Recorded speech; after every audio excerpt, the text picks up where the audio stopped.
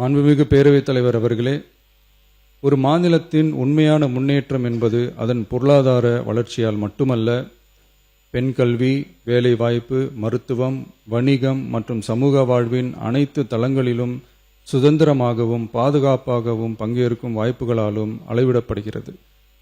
மகளிரின் பயண சுதந்திரம் அவர்களின் பொருளாதார சுதந்திரத்திற்கும் குடும்பங்களின் முன்னேற்றத்திற்கும் அடித்தளமாக இருக்கிறது.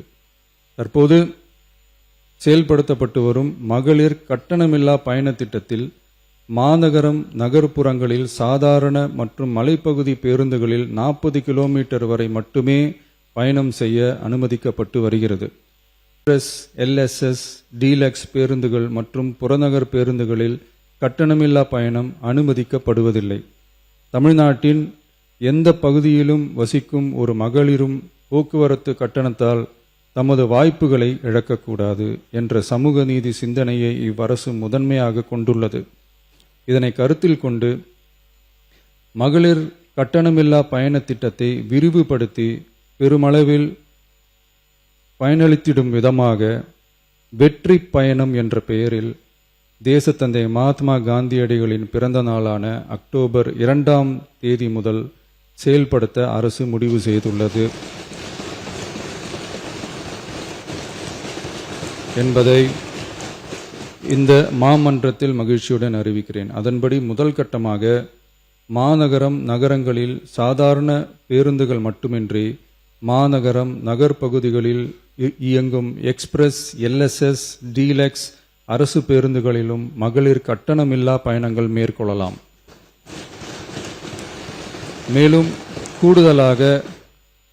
மேலும் கூடுதலாக மாவட்டங்களுக்கிடையே பயணம் மேற்கொள்ள ஏதுவாக புறநகர் மற்றும் மலைப்பகுதிகளில் சாதாரண கட்டண பேருந்துகளிலும் மகளிர் கட்டணமில்லா பயணங்கள் மேற்கொள்ளலாம். இத்திட்டத்தில் பயன்பெற வருமான உச்சவரம்போ மற்றும் மேற்கொள்ள விரும்பும் பயண எண்ணிக்கையிலேயோ கட்டுப்பாடுகள் இல்லை. வெற்றி பயண திட்டம் இதர சேவைகளிலும் படிப்படியாக விரிவுபடுத்தப்படும். இதன் மூலம் மாநிலம் முழுவதும் மகளிருக்கான எளிதில் அணுகக்கூடிய பொது போக்குவரத்து வசதி பெருமளவில் கிடைக்கும். இதன் மூலம் மாணவிகள் தொலைதூரத்தில் உள்ள கல்லூரிகளுக்கு செல்லவும், பணியிடங்களுக்கு செல்லவும், மருத்துவம் மற்றும் அத்தியாவசிய சேவைகளுக்கும் கட்டணமின்றி பேருந்துகளில் பயணிக்க இயலும். மாண்புமிகு பேரவைத் தலைவர் அவர்களே, வெற்றி பயணம் என்பது கட்டணமில்லா ஒரு பேருந்து பயணம் மட்டுமல்ல, ஒரு மாணவியின் கல்வி, ஒரு தொழிலாளியின் வேலைவாய்ப்பு, ஒரு தாயின் குடும்ப பொறுப்பு, ஒரு தொழில் முனைவோரின் முன்னேற்றம் போன்றவற்றை உறுதி செய்யும் சமூக முதலீடாகும்.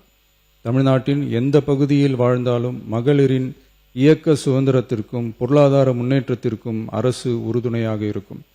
இத்திட்டத்தின் கீழ் திருநரும் டிரான்ஸ்ஜெண்டர் கட்டணமில்லா பயணங்கள் மேற்கொள்ளலாம். வெற்றி பயணம்